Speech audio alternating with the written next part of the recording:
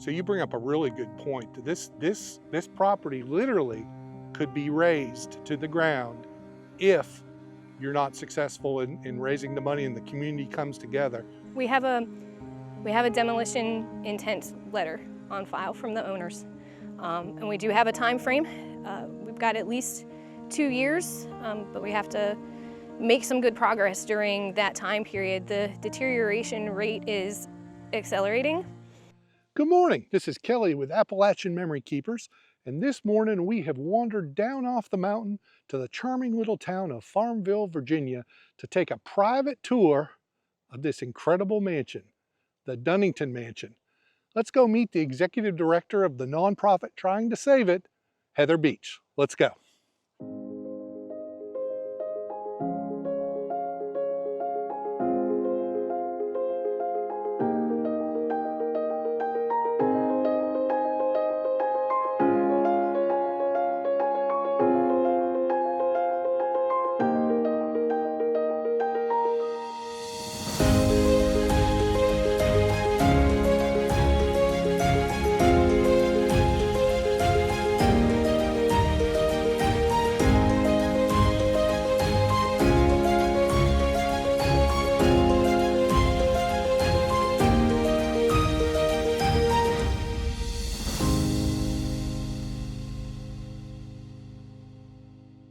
Hey Heather. Hey, It's good to meet you. nice to meet you. Thank you for giving us this invitation to view this incredible house today. Wow, it's amazing. We're so happy you're here. Well, thank you. So tell me, where are we? Everybody's dying to know. Yeah, so we're at Dunnington Mansion in Farmville, Virginia. It's locally known and historically known as Poplar Hill. And it used to sit on a 1,000-acre land grant. Baron Woodson was the grantee of the property from the King of England. And so for the first 100 years, this property passed down within that family. So it went from the Woodsons to the Watkins to the Wood family. It's actually interesting because it was matrilineal. That's why the name changes. It went to daughters mostly. Interesting. So it was all part of the same family for the first 100 years or so. The history that we have of the first brick structure being built here was around 1830. So the original brick portion of the house was 2 rooms over 2 rooms, built around 1830 by Agnes and her husband James Wood. And then we have evidence that there was an addition put on in 1840 and then one in 1850. In 1860, it passed out of that family. They put it up for sale, and it was bought by Captain John Hughes Knight, Jr. of the Confederate Army here in Virginia. So on the eve of the Civil War, before On the eve, yep. So before the Civil War started, his family bought it. And he actually was a captain by the end of the Civil War, was when his captainship was given to him. So he moved here with his family. They had several children, but the one child of note, her name was India. So India Knight. She moved here with her dad and mom when she was 4 years old. And it's with her that the history of the house really continues. So she married a local tobacco baron. So tobacco is really huge in South Central Virginia. So all the way from the 1700s all the way through, you know, the end of the Civil War up to the turn of the century, most of the economy here, the agricultural economy, was tobacco. So Mr. Dunnington, whom India ended up marrying in the late 1800s, he owned Dunnington Tobacco. So they were on par with those type of large producers at the time. So Walter G. Dunnington married India Knight, and he ended up building everything that you can see right here. So everything that is on this, this western side was all built in 1897. So this was actually their summer home at the time, and he built this to be a city mansion in the country so that he could have his businessmen, potential buyers for his tobacco. He could entertain them here. A lot of his sales were overseas, so a lot of these were foreign businessmen that were coming in, Scandinavia and Italy mostly. So Mr. Dunnington, unfortunately, he passed away from cancer in 1922. But his wife, India, made this her primary residence after that, and she lived all the way until 1960. She died at 103, so she spent 99 years in this house. Now, what happened to her husband's tobacco interest after he passed? Did she sell off the company?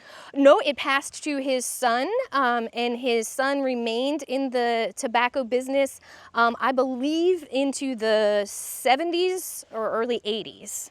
So it did stay in the family. So this is one of the most unique features of this property.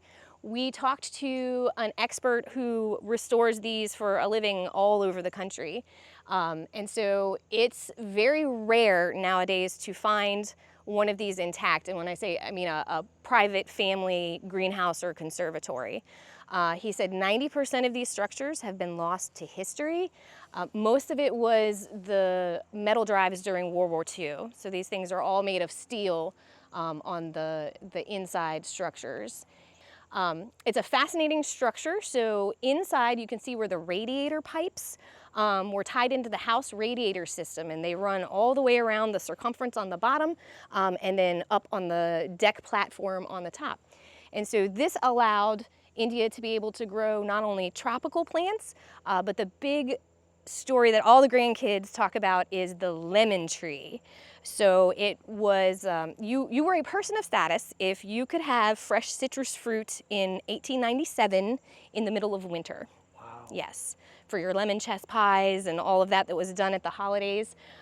They talk about her growing poinsettias too. So she would keep the poinsettias all year round. They would bloom in the wintertime, and then they would decorate the entire house for Christmas with the poinsettias from the greenhouse. Oh, wow. She had a lot of tropical plants that overwintered in here.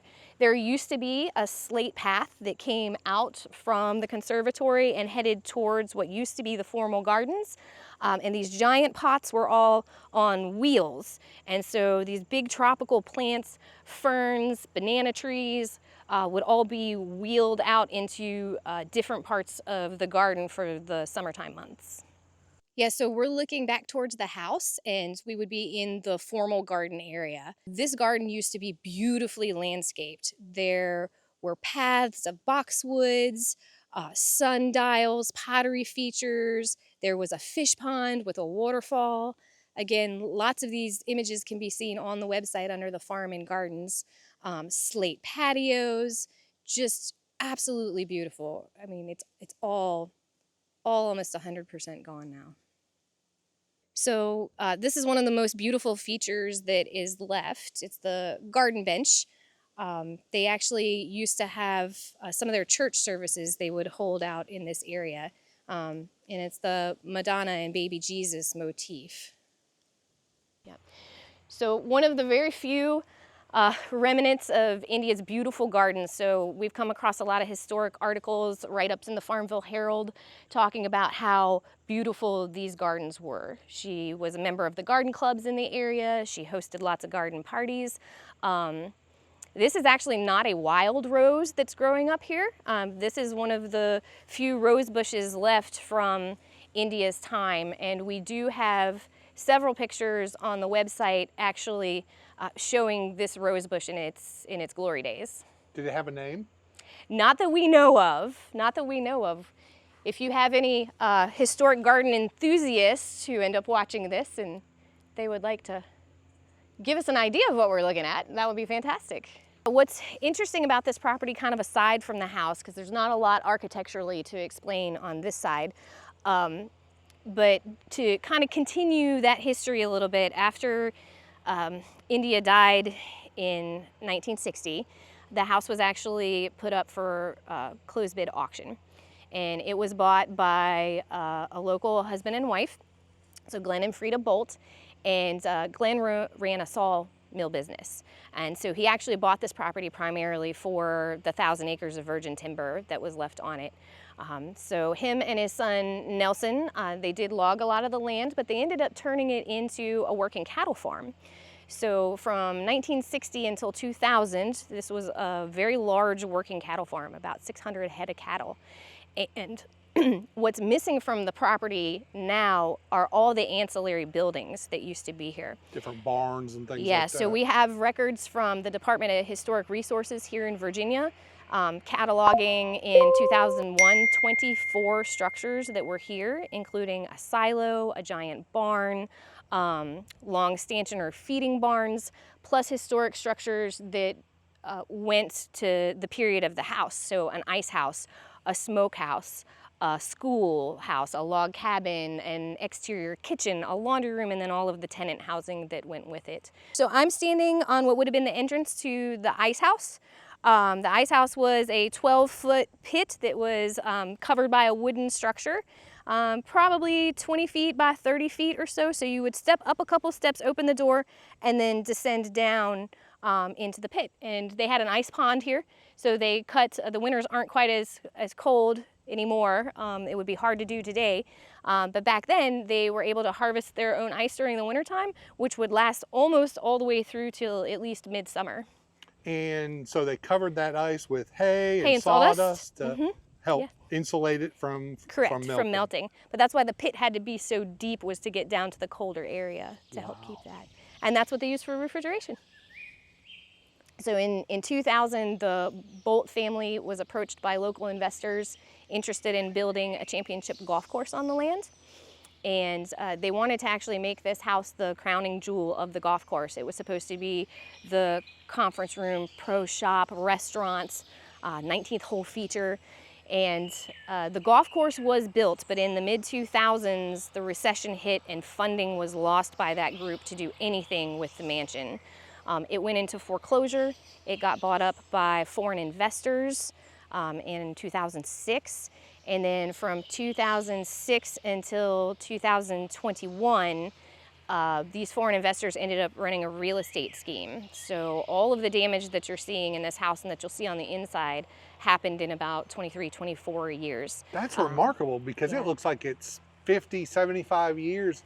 But to have happened in 20 years, that's pretty dramatic. Yes, that's the one of the most common questions that I get on the tours that we do is how long did it take for the deterioration to happen? And everybody has that same reaction. Why? Water. Water. Water is the great enemy of any structure. So there had been some damage to the porches during a storm, some damage to the roof during a storm that never got repaired. Water started to get in. This entire structure is plaster on brick, essentially. You also go through super thermal cycles. Here in this part of Virginia, we get freeze-thaw cycles in the wintertime. So when it wasn't being heated anymore, that moisture saturated everything, and then freeze-thaw just starts to rot and crumble everything. All that plaster just pops off. Yeah, all that plaster just pops off. And then in 2021, it was repurchased. 300 acres of the original land grant was purchased by another group of local investors. That's who still owns it currently. And our foundation is in the process of acquiring it through deed of gift, about 3 acres in the mansion, so we can continue doing the work that we're doing, but with complete control over what happens to it. That's so important that you're able to get that. Eventually, we would like to see this become a multi-use education and event center. Things like weddings, business conferences, corporate retreats, all of that goes into maintaining the house, being able to pay the bills and maintain the house. We're a nonprofit, so we just have to cover that expense. We're not in it to make money beyond that. We just have to have enough to basically protect her. So you're a 501c3? Yes, we're a 501c3. So meaning if somebody makes a contribution to you, it is tax deductible? 100%. Absolutely, yeah, that's it fantastic. Is. Okay, yeah, so I'd like to talk about the construction timeline. So if we start at your right-hand side, front of the house, common bond brick pattern, so all of the bricks are horizontal, and they're in that pressed brick or oiled brick. So that's 1897, so this is Dunnington time period. If you go back to the left, you'll hit the downspout. As you cross to the left of the downspout, you'll see the window style changes, the brick style changes, the pattern of the brick construction changes. So from that to the first little step back, which is where the roof kind of cuts in, that's 1830s. Okay? Okay. And then from there all the way back to the end of the new roof construction, that's your 1840s edition. And then the little one room over one room on the back is the 1850s edition.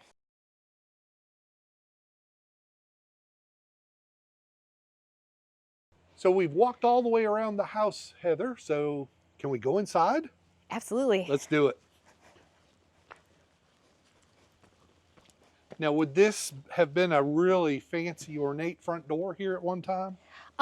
Yes, actually, if you'll pause right there. Ah, we still have the door. Yes, the Wow. other one's a little bit blocked, but there's one that folds like this. Yes, we do still have the door. Do we know what it is made of? We do not know what it's made of. Okay. That is an interesting question. Something of note when we're standing right here is you'll notice it looks like there's something missing. A porch? And, a porch, yes. And if you go to our websites, most of the pictures that we have the porch still standing. Unfortunately, in August of this year, the foundation had to pay a professional mason to take it down because it was at risk for spontaneous collapse. In the background over there, we have a lot of white bags. Those are the contents of this porch. The company, Holman Masonry, did awesome. They were able to save 95% of the material of this porch to be put back someday. That's our hope. So it should be able to be rebuilt exactly as it was once we get funding. Yeah, so we just stepped into the 1897 portion of the house. So Mr. Dunnington's construction, the room to the left, this was a parlor room at the time that the Dunningtons were here. The porch collapsed again in the mid to later 2000s and allowed water damage to come into the broken windows, which is where the porch floor has collapsed here, along with some water leaking from the upstairs areas. That's one of the most badly damaged portions. It's interesting as we walk through, you'll see some portions of the house are in actually quite good shape and other portions look like this. And so again, just to recap, this collapsing of the floor right here was caused by rain coming in these windows. Yes, and then from a leak above. It is amazing. Water can just destroy anything. Yeah, that's the western facing. We're at the western facing portion of the house, and so the storms roll in from the west, so it took the brunt. So this is a grand space here, so much room. Yes. And the formal and so staircase and the coffered. Look at the detail in the ceilings right there. The coffered ceilings, beautiful. Yes, he spared no expense on this front hall. So grand entrances, entryways, gathering spaces, that was all very important. Like we said, this was business-minded, okay, as an entertainment. And so when you brought in these foreign dignitaries, you wanted to wow them. Exactly, yes. So you'll see that most of the beautiful woodwork features you're gonna see in the four main rooms. And as pretty typical for the time, not nearly as ornate in the upstairs areas. But one thing that we recently discovered about a year ago was Mr. Dunnington actually removed the roof off the 1830s portion of the house, covered it with the slate that you can see, the big slate roof. So his rooms were really these front two and the one above it. And then he gutted the hallway and made it bigger and extended it. So right past this area, you step from 1897 to 1830. Technically. Now, so he did all of this. Yeah, so he did all of this, but you go from the oldest portion to the youngest portion of the house. So this is the other Mr. Dunnington room in the downstairs. So he added on the tower features. That's an 1897 feature, which you can see back there. I love that rounded archway. And what a place to read a book. Right back there. Yes. So this was the formal parlor, so the second parlor, and this was the most formal space in the house. So kids probably were not allowed here. Very minimally. Very minimally.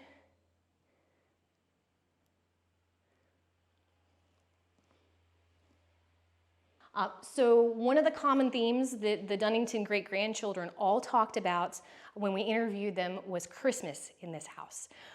So the whole family, no matter where they were in the country at the time, all of them gathered here every Christmas. It was a huge, huge ordeal.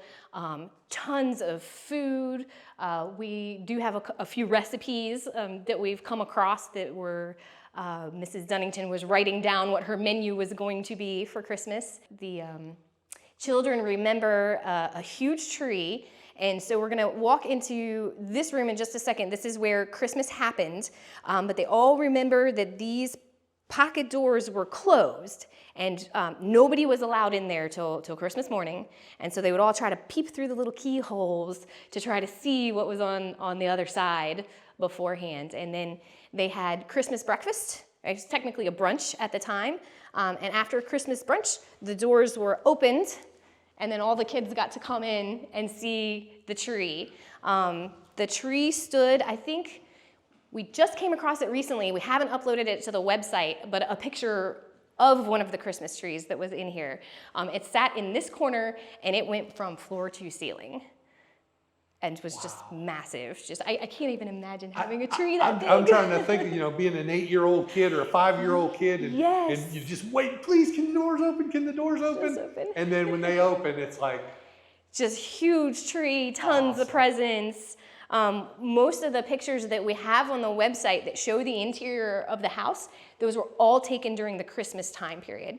So you don't necessarily get to see the tree in the black and white photos, but you can see presents and wrapping paper, and yes, the craps games that went on when the whole family gathered. So craps was a big yes, it was. These doors are incredible. Were they 10 foot tall or 12 foot tall? I would say probably closer to 12.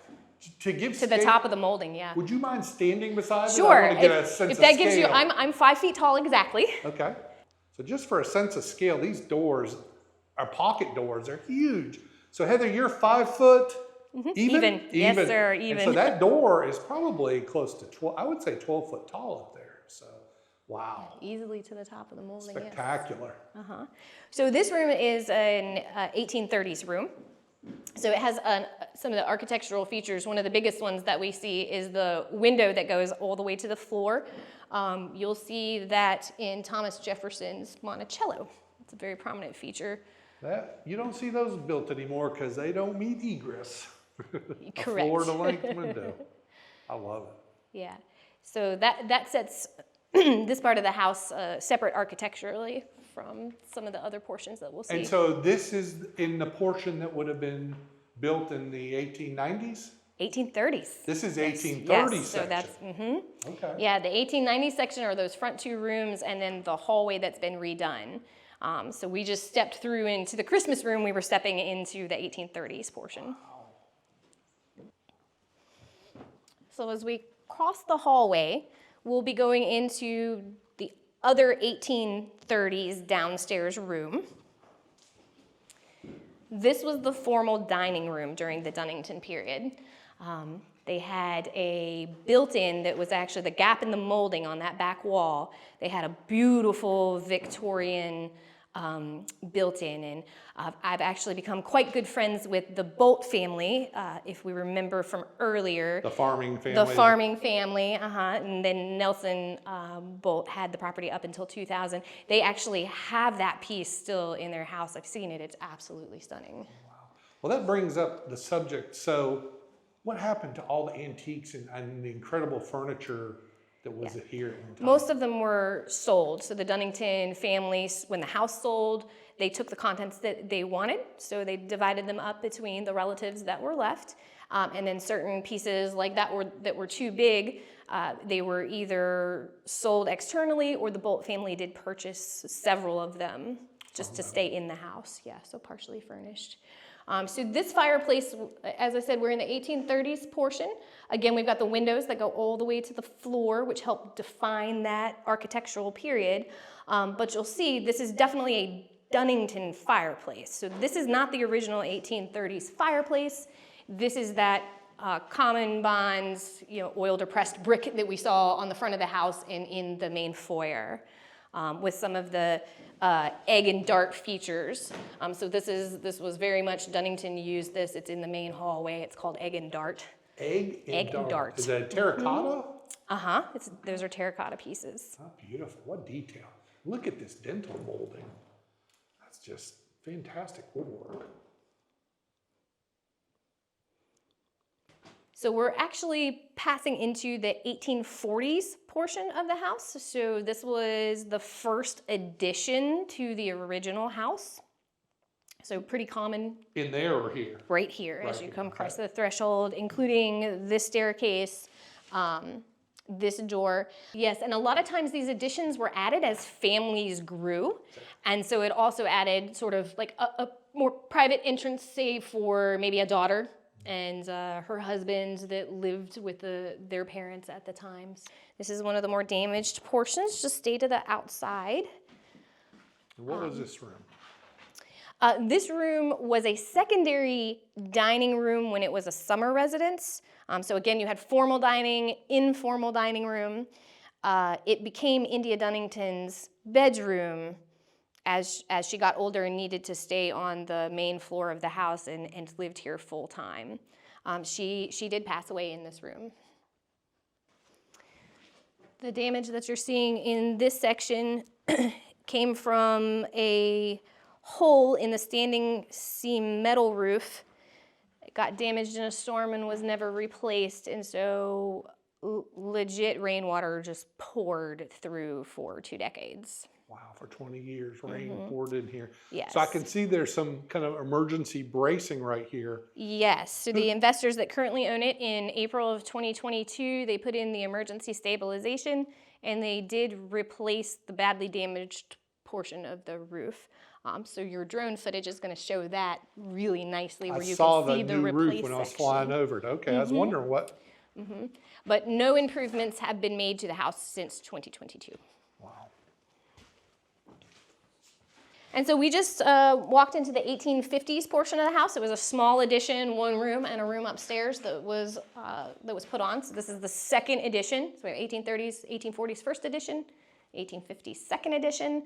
So this is very much a 1960s kitchen.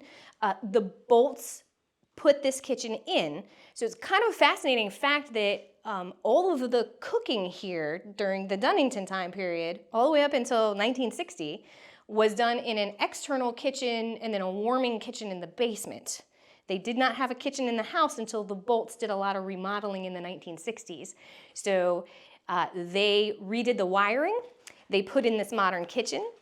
They changed the water source. So the water source up until 1960 was actually a private water tower that was gravity fed into the house. They put in a retaining pond and a pump system. So they brought modern water into the house along with more modern updated electricity, modernized kitchen at that point in time. And they finally converted, it was a coal burning furnace that created the radiator heat in this house up until the early 1960s, where it was transferred over to fuel oil, which was common for the time. Huge, huge boiler system that heated everything.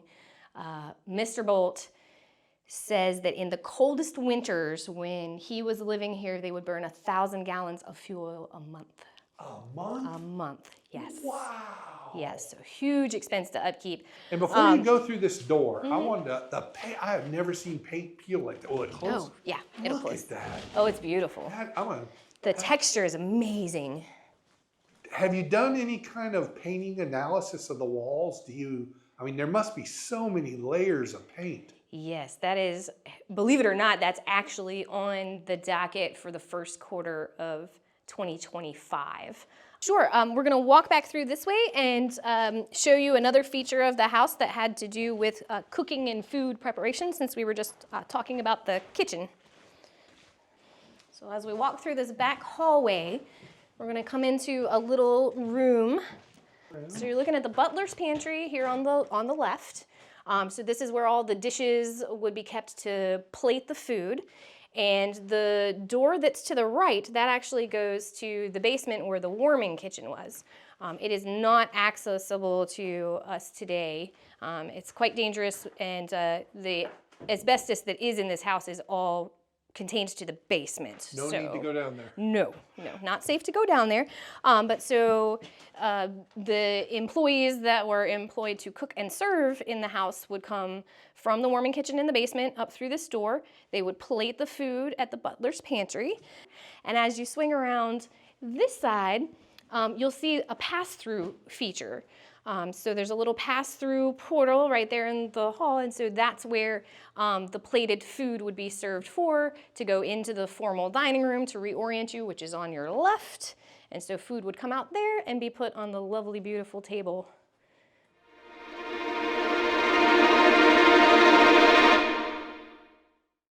It's one of the things that fascinates me in old houses are our banisters and railings. And the thing that I find amazing, not only the ornate, the beautiful work of them, but let's test it.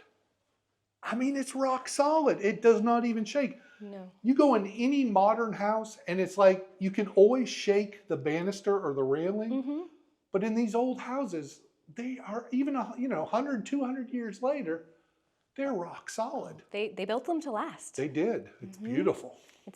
It's the only reason that it's standing as well as it is. Honestly. Good bones.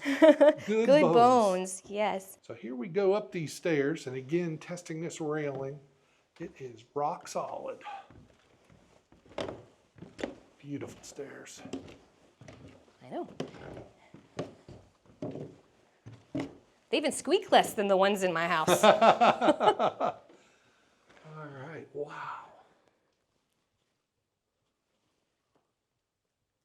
Let me get that again. But all of the upstairs was mostly bedrooms that we understand, with the exception of a sitting room or library or upstairs parlor. This would have been a bedroom. Ooh, I want this bedroom. Modern wallpaper, of course. This does not date. The room dates to 1830. The fireplace dates to 1830. You can see by the paned windows, so 6 panes over 6 panes was very common for the beginning of the 1800s. But modern wallpaper.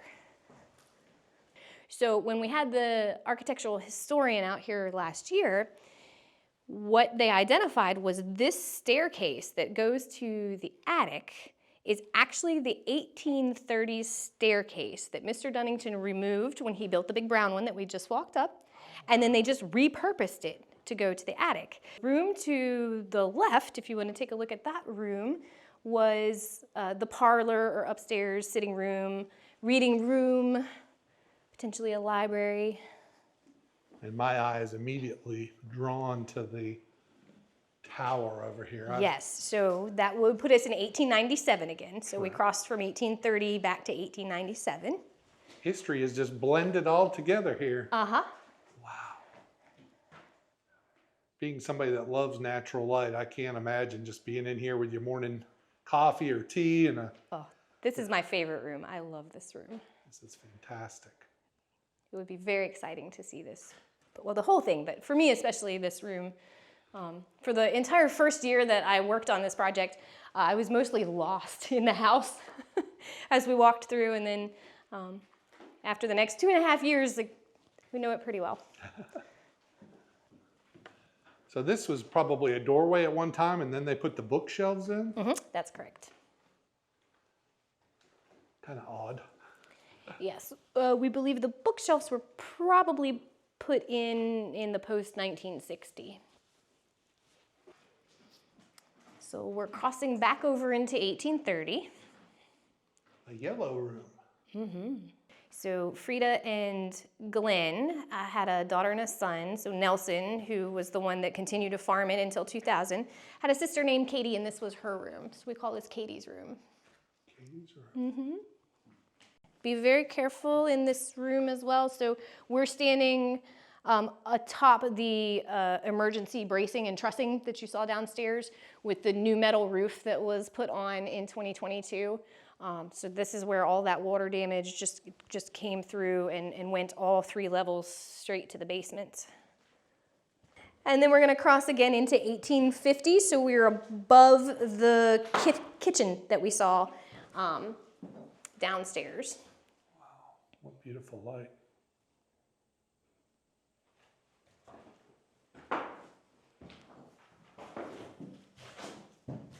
And so what would this room have been used for? This would have been another bedroom, probably children. We do know that one of India Dunnington's sisters, Miss Betty, or Big Bet as the grandkids called her, she never married, so she actually lived here with the Dunningtons all the way through until she passed away as well. So we do know that one of these bedrooms, we're not sure which one was hers, but she was living on the property with her sister all the way through. Big Bet. Big Bet.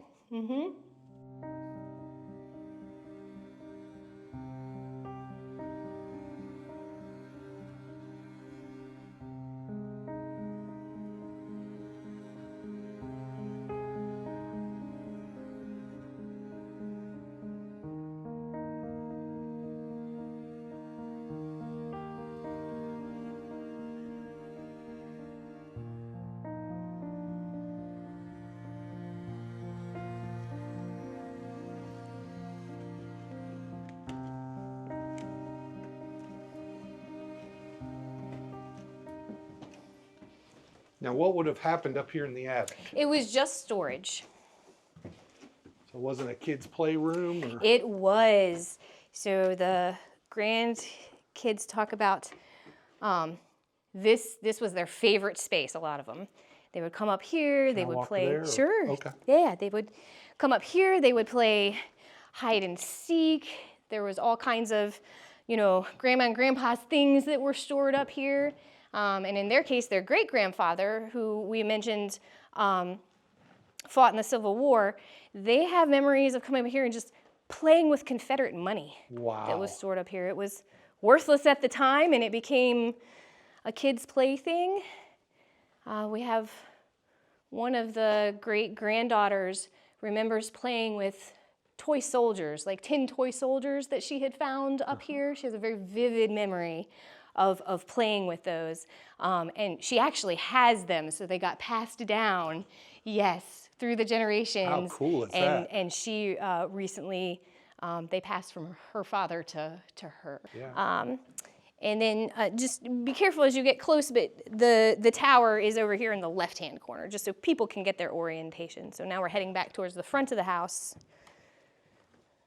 in 1897 with the tower. Yeah. Well, this is cool. Thanks for bringing us up here. Sure. Oh, we've got one more special treat for you. Uh-oh. I do. We like treats. We like treats. So you can come right this way, watch the stuff on the floor, and just stay towards this wall. Wow. Yes. Thought y'all might like this. This is cool. Uh-huh. What a view. So you could see the carriages coming down the, yes, right up to the door. Uh-huh. Wow. One of my second favorite places. You talk about coffee, morning coffee. Oh my goodness. Wow. Catch a breeze up here. Mm-hmm. Huh. And the sun sets in that direction. We're facing west right now, so the sunsets are beautiful. I bet. Spectacular. Yeah, so just one more architectural feature that's interesting. We talked about how the 1830 staircase was moved to go to the attic. Well, when we got to looking at this door, we believe that this door is actually the original 1830s front door that they moved to the top. And the reason why we think that is if you look, pardon our bird friends that have been up here, but you can see the painted, and this is a faux grain finish that was very popular around the turn of the 1800s. So 1830 would fit this style of faux wood graining perfectly.